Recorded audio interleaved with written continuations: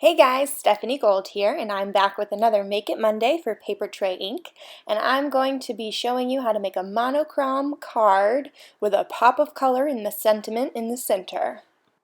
So the colors I've decided to use today are soft stone, which I'm using right here, a smoky shadow, and then you're going to get a bit of black from cardstock. These are all neutral tones and they play off each other and they make a great backdrop for the pop of pink that we're going to be using in our sentiment later on. So the first thing I'm doing here is I'm using one of the stamps from the Ivy and Bloom collection, and I'm using the soft stone ink on Stampers Select white cardstock and just kind of making sort of a diagonal pattern here and there on the paper.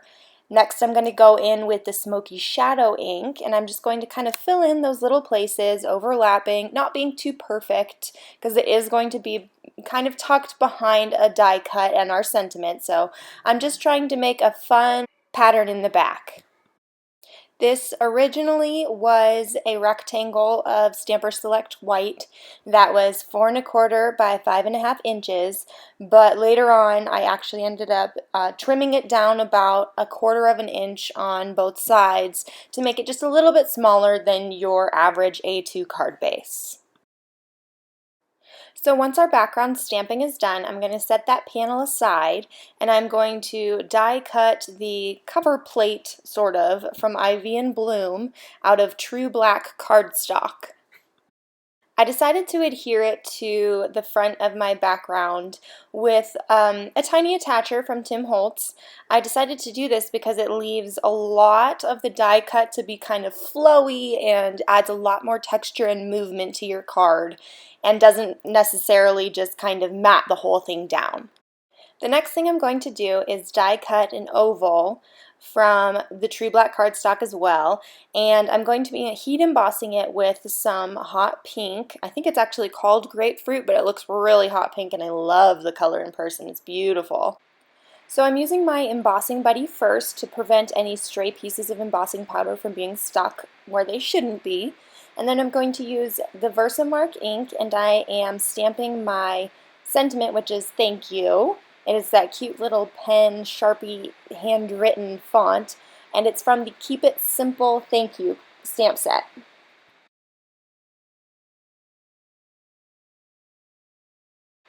The next thing I'm going to do is sprinkle my embossing powder right over top of my stamp.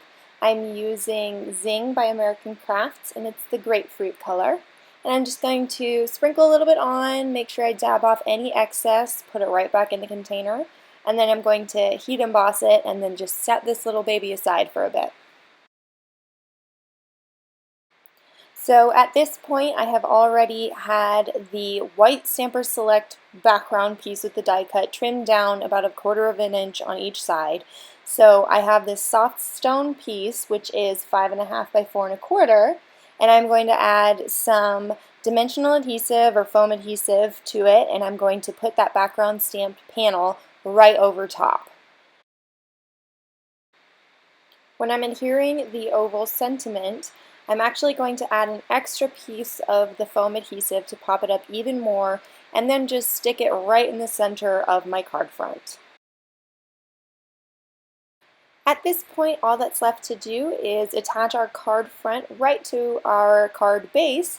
I'm going to use a little score tape just on the top and bottom of the front of my card and attach the card front right on top.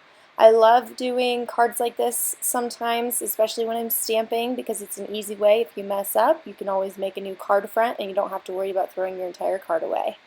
I use a bone folder to score it and make sure it's nice and crisp. And that's it. We are all set. We have a beautiful monochrome card with a lovely pop of pink in the center right on the sentiment. Thank you guys so much for joining me today. I hope you enjoyed the video, and I'll see you next time.